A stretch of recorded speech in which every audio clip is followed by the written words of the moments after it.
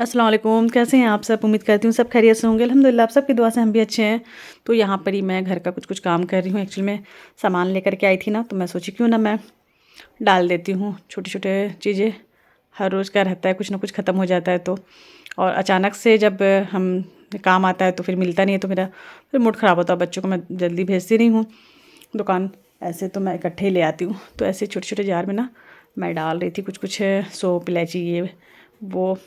तो मैं ला करके लाते रहूँ, जैसे-जैसे ख़त्म होता ना घर का ग्रॉसरी वैसे-वैसे लाती हूँ। ऐसा नहीं है महीने का तो आता ही है इकट्ठे, फिर भी बीच में खर्चे इतने, बच्चों का घर है तो ख़त्म हो ही जाता है। तो मैं डाल रही थी और मैं आज आप सबको ना अपना किचन फिर से दिखाऊँगी। कुछ लोग जो नए हैं ना मेरे सब्सक्राइबर, वो मेरे चैनल पे आते हैं ना, ऐसे तो मैं किचन टूर दिखा चुकी हूँ, डाल चुकी हूँ ब्लॉग, लेकिन फिर भी बोलते हैं कि आपका किचन बहुत अच्छा है, आप दिखाना। तो मैं सोची चलो ठीक है, आज मैं अपना किचन लास्ट तक ब्लॉग देखना, आप स्किप मत करना। तो मैं इसमें किचन दिखाऊंगी, अपना पूरा किचन दिखाऊंगी। और मेरे लिए तो मेरा फेवरेट किचन ही है। और अपना क्या, मुझे सबका किचन अच्छा लगता है। किचन से कुछ एक अलग ही लगाव है। और होता है ना, जब किसी चीज़ को इतना अरसे तक मैं ज़्यादा से ज़्यादा टाइम मैं किचन को दी हूँ ना, खाना बनाना, तो उससे हो जाता है फिर। अब जिस चीज़ से मोहब्बत हो जाती है ना, लगाव हो जाता है, फिर अच्छा लगता है, फिर वो चीज़ें ख़राब ही नहीं लगती है। तो मुझे आदत हो गई है, पहले तो ऐसे ही था, लेकिन जब से ब्लॉगिंग करने लगी तब से बहुत चेंजिंग आई मेरे अंदर। और मैं उस चीज़ों को फिर गुस्से से करोगे आप, किचन में रह के काम, खाना बनाना एक औरत का काम होता है, और उस चीज़ को हम प्यार से अच्छे से खाना बनाएंगे तो अच्छा लगेगा, खाना भी टेस्टी बनेगा। और हम अगर गुस्से से बनाएंगे तो फिर वो मज़ा नहीं आएगा ना, खाने में टेस्ट नहीं आएगा। तो मैं बहुत ही ऐसे अच्छे से बनाती हूँ। आज मैं बना रही हूँ फिर से मछली और गोभी डाल के बना रही हूँ, गोभी फ्राई करके। तो जैसे मैं मछली का तो कई बार मैं डाल चुकी हूँ रेसिपी, हर बार तो डाल नहीं सकती, बट बता देती हूँ मैं फिर भी आप सबको, कि जब भी मछली को अच्छे से साफ़ करके धो के हल्दी, मिर्ची, नमक और नींबू, एक नींबू, 2 नींबू ऐसे डालेंगे ना, क्योंकि मछली में बहुत ज़्यादा बिसाइन बना रहता है। तो जब बिसाइन बना रहता है तो वो नींबू से ना ख़त्म हो जाता है। मेरी मछली तो बिल्कुल भी बिसाइन लगती ही नहीं है जब भी मैं बनाती हूँ तो ऐसे ही बनाती हूँ मैं। और गोभी डालने से ना अच्छा टेस्ट आता है। और जब भी मछली बना, कुछ लोग तो मछली में ना सरसों दाना नहीं डालते हैं, यहाँ के लोग जैसे मैं देखी हूँ नहीं डालते, जानते भी नहीं हैं कि मछली में सरसों दाना डलाता है, राई दाना। तो वो डाले, उससे अच्छा आता है टेस्ट मछली का। और बहुत सारे हैं मसाले जो मैं डालती हूँ अपना, जैसे सूखी मिर्ची, लाल मिर्ची सूखी, और खड़ा मसाला जो है सबको मैं पीस के डालती हूँ। तो बहुत अच्छा बनता है मछली। और मछली को अच्छे से फ्राई करें, अच्छे से मसाला को भूंजे, मसाला को बहुत अच्छे से भूंजे, अच्छी क्वांटिटी में जितने भी मसाला है ना, सब अच्छी क्वांटिटी में डालेंगे, ज़्यादा क्वांटिटी में ना थोड़ी सी। तो कुछ लोग मसाला कम खाते हैं ना, तो कम कम डालते हैं हर चीज़, तो बहुत उबली उबली फीकी फीकी लगती है, देखने में अच्छा शक्ल नहीं दिखता है। मछली ना मसाला भूंजते हैं, बहुत अजीब सा लगता है, शक्ल ही देख के समझ में आता है कि किसी चीज़ को आप देख के भी समझ में आता है ये कितनी टेस्टी होगी। तो ऐसा कुछ बनाओ ना जो एकदम अच्छे से स्पाइसी थोड़ा सा हो, स्पाइसी अच्छा लगता है। एकदम फीकी सब्ज़ी तो अच्छी नहीं लगती है पेशेंट जैसा। लेकिन बच्चों को भी थोड़ा सा आदत दिलाना चाहिए, इतना नहीं कि एकदम ज़्यादा तेज़, या एकदम बिल्कुल भी वो तेज़ खा ही ना। तो नॉर्मल ऐसे इतना बनाओ कि बच्चे भी खा लें। यहाँ पर बहन भी है मेरी, आई हुई हैं। तो बस हम लोग बना रहे जल्दी जल्दी, राइस से बनाएंगे, रोटी भी बनाएंगे, ठंड है तो मैं तो ज़्यादातर रोटी, बट रोटी बहुत ज़्यादा बन जाती है ना क्वांटिटी में, तो थोड़ा लगता है कि चावल ही बना लिया। मछली में ना चावल अच्छा लगता है, मछली के साथ ऐसे रोटी के साथ भी अच्छा लगता है। तो फिर कभी ना आपको मैं फ्राई मछली बना के बताऊँगी, कभी बनाऊँगी। फ्राई बहुत कम बनाती हूँ, जब कभी फ्राई बनाऊँगी ना तो भी बताऊँगी। तो यहाँ पर बस हम लोग बैठ के, ठंड है तो बस थोड़ी देर में चाय, चलो चाय पीते, चाय एंजॉय करते। मछली फ्राई हो गई थी, बनाना था, बोले चलो चाय बनाते हैं। तो आज मैं आप सबको ऐसी बात बताने वाली हूँ जो कि हर औरतों को समझना चाहिए आज के टाइम में। मुझे समझने में बहुत देर लगी, क्योंकि ना परफेक्ट के चक्कर में ना अपनी लाइफ ख़राब मत करें। परफेक्ट का खिताब होता ही नहीं है, ये बिल्कुल गलत है कि हम सोचें कि हम अच्छे बने रहें, हमें कोई बुरा ना बोले, हम एकदम परफेक्ट बहू बने। इसके चक्कर में ना आप अपनी लाइफ बिल्कुल ख़राब ना करें, अपने ऊपर भी ध्यान दें। शुरू से ही ऐसा रहे ना मैनेज करके कि आपको अपने हक़ के लिए जहाँ बोलना पड़े वहाँ बोलें।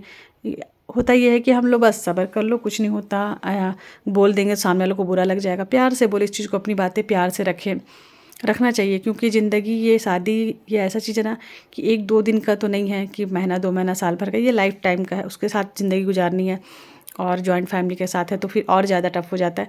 तो उसके लिए आपको अपनी लिए, अपने हक़ के लिए बोलना ही है। ऐसा नहीं है कि आप सोचिए नहीं मेरी बातें बुरी लग जाएगी, मैं नहीं बोलती हूँ, खामोश रह जाती हूँ, सब्र कर लेती हूँ, बर्दाश्त कर लेती हूँ, तो ये होता ही नहीं है। ज़िंदगी अपनी है, अपने हिसाब से जिएँ। अपने हिसाब से जीने का मतलब ये नहीं है कि हम लड़े झगड़े बगावत कर लें, हम अलग हो जाएं, नहीं, साथ में रह कर के भी अपने हक़ के लिए बोला जा सकता है और तरीके और सलीके से रहा जा सकता है।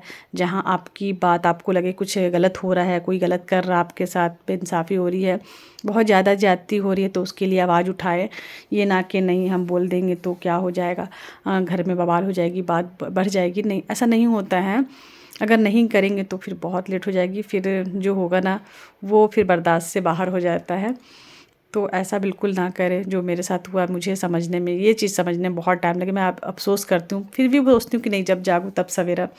चलो, जब समझ आया तब आया, इंसान कोशिश किया, लेकिन उसके बाद भी अगर कुछ चीज़ें अगर नहीं होती है तो फिर उसे छोड़ देना चाहिए। ऊपर वाले के हाथ में अल्लाह पाक है, और बस अपना काम ईमानदारी से करें। काम के चक्कर में अपनी लाइफ को ख़राब ना करें ज़्यादा एकदम, कि हम सबको खुश नहीं कर सकते, हम सबको राज़ी नहीं कर सकते। सास ससुर बच्चे शौहर जो भी फैमिली में है, अपने रिलेटिव जो भी रिश्तेदार हैं, सबको खुश करने के चक्कर में इंसान अपने आप को बहुत तकलीफ़ देता है। तो अपना भी ख्याल रखें, अपनों के साथ साथ अपना भी केयर करें, खाने का पीने का, अपने हक़ के लिए आपके साथ कोई ज़्यादती ना हो।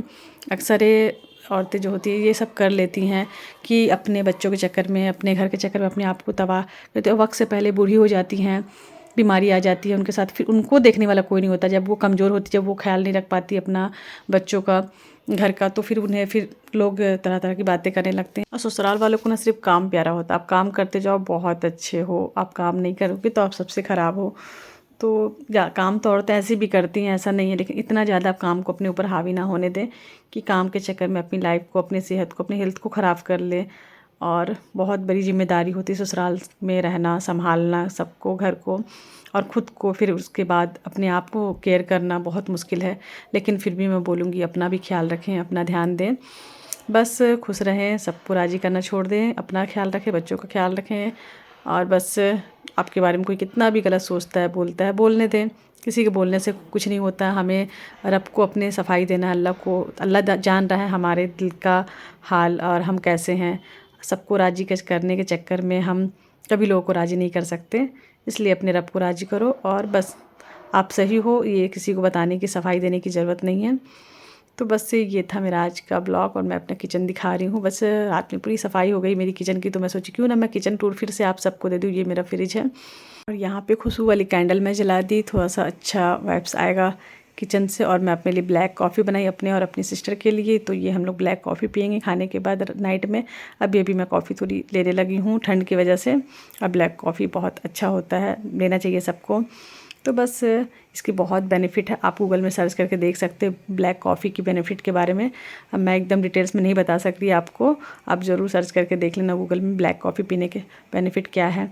तो बस हम लोग यहाँ पर पी रहे थे और फिर ठंड है काफ़ी, तो सोचे क्यों ना थोड़ा सा मैं सरसों तेल का ना बना लेती हूँ पैर में लगाने के लिए सरसों। तो बस कॉफ़ी पीने के बाद मैं आ गई किचन में। ये देखिए यहाँ पर लहसुन छील के रखी थी मैं, मेथी दाना और लौंग, इसे मैं डाल करके बनाऊँगी सरसों तेल में थोड़ा सा गरम करके अच्छे से। तो ये बहुत फ़ायदा करता है ठंड में। सरसों तेल तो ऐसे 12 महीना आप तलवे में लगा सकते हैं, बहुत ही अच्छा इसका फ़ायदा है। छोटे बच्चों को भी लगा सकते हैं, उनके लिए भी बहुत अच्छा है। ये बना के रख दें डब्बे में करके, और घर में बूढ़े सियाने इंसान हैं उनके लिए भी ठीक है। और हम भी ये क्यों सोचें कि हमें अपने लिए भी ध्यान देना चाहिए कि अगर हम इतना काम करते थक जाते हैं तो हम, बच्चे भी नहीं सुनते, कभी कभी बच्चे भी नहीं पैर दबा देते हैं या कभी कुछ तकलीफ़ होती है, तो ये बना के रख ले और अपने से रात में सोते समय जाके बेड पे तलवे में मल ले। मैं हमेशा लगाती हूँ क्योंकि मेरे पैर में ना बहुत दुखता है, मैं घर में चल के ना पैर में बहुत तकलीफ़ होती है। तो मैं ये बना, और ठंड है तो बच्चों को भी मल देती हूँ मैं। तो ये थोड़ा सा था तो मैं सोची कि चलो क्यों ना मैं इसको भी बना के रखती हूँ, फिर मैं नेक्स्ट टाइम फिर बना लूँगी। तो इसकी मैं सोची कि आप सबको बता देती हूँ। ठंड में ये बहुत फ़ायदा है। छोटे बच्चे घर में, बड़े बुजुर्ग हैं तो उनके लिए भी ठंडा हो गया, तो मैं इसे छान के डब्बे में रख दूँगी और बस इसे रोज़ रात में तलवे में मलूँगी मैं, बच्चों को भी अपने भी। तो बस ये था मेरा आज का ब्लॉग। आई होप आप सबको अच्छा लगा होगा मेरी बातें, और अच्छा लगेगा तो जल्दी से मेरी वीडियो को लाइक कर दीजिए और प्यारा सा कमेंट भी कर दें मुझे। आप सबका सपोर्ट चाहिए मुझे, बहुत बहुत चाहिए आप सबका सपोर्ट। बस मैं चाहती हूँ इसी तरह मैं आप सबके साथ जुड़ी रहूँ हमेशा। आप सब मुझे सपोर्ट करते रहें, मैं अच्छी अच्छी वीडियो बनाते रहूँ आप सबके लिए। आप सबका बहुत बहुत दिल से शुक्रिया। अपना ख्याल रखिए, दुआ में याद रखिए। अल्लाह हाफिज़।